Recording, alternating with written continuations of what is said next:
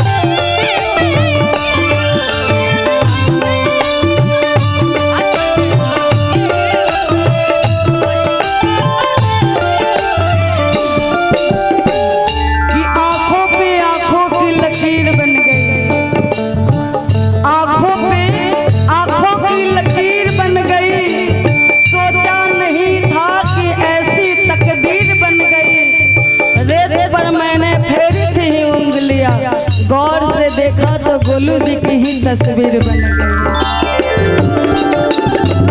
बाकी बड़ी सुंदर भाव में लड़का बताओ और कहता का अक्सर जुदाई में हंसे के हो रोवेला प्यार के ये खेला तो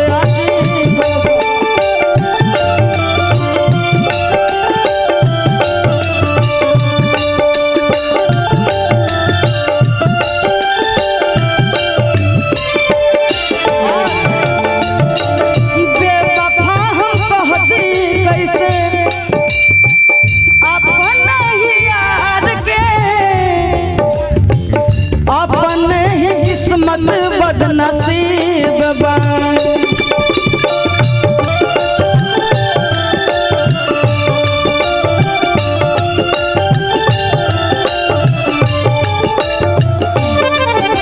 प्रीति जी सीख ले हब हम हो